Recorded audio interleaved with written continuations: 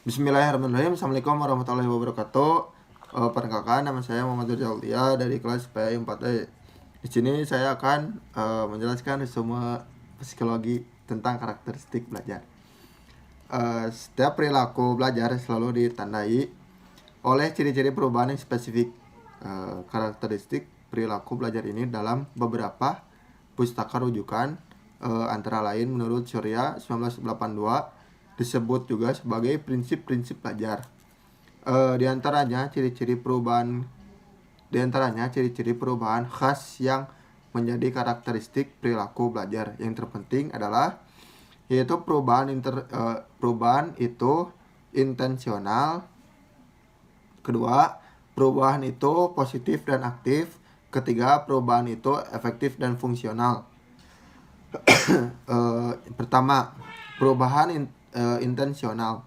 Yang dimaksud adalah perubahan yang terjadi dalam proses belajar adalah berkat pengalaman atau praktek yang dilakukan dengan sengaja dan disadari, atau dengan kata lain bukan kebetulan.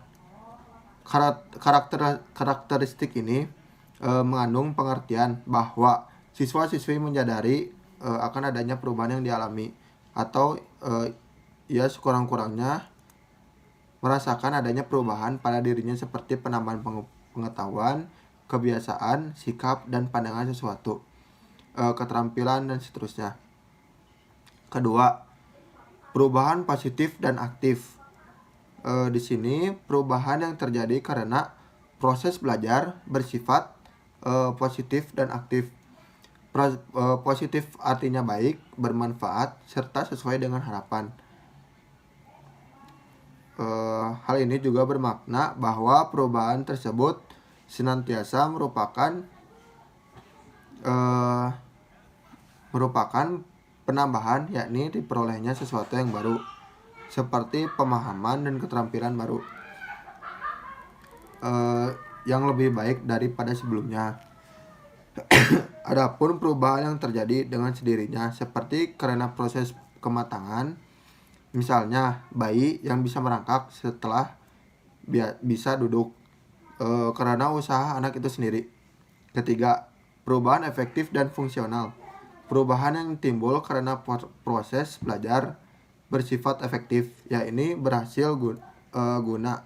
Artinya, perubahan tersebut membawa makna dan manfaat tertentu bagi siswa dan siswi. Selain itu, perubahan dalam proses belajar bersifat fungsional, dalam arti bahwa ia relatif, menetap, dan setiap saat apabila dibutuhkan. Perubahan tersebut dapat direproduksi dan dimanfaatkan.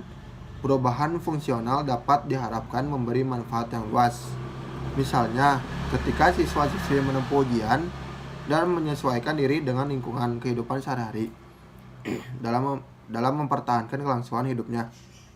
Selain itu, perubahan efektif dan fungsional biasanya bersifat dinamis dan mendorong timbulnya perubahan positif lainnya. Sebagai contoh, jika seseorang siswa-siswi belajar menulis, maka di samping ia akan mampu merangkai kata dan kalimat dalam bentuk tulisan, ia juga akan memperoleh kecakapan lainnya seperti membuat catatan, mengarang surat, dan bahkan menyusun karya sastra atau karya ilmiah.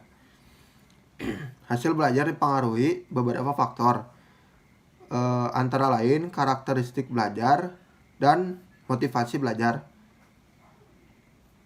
Karakteristik belajar yaitu kebiasaan belajar yang baik, dan motivasi belajar yaitu keseluruhan kekuatan dan daya.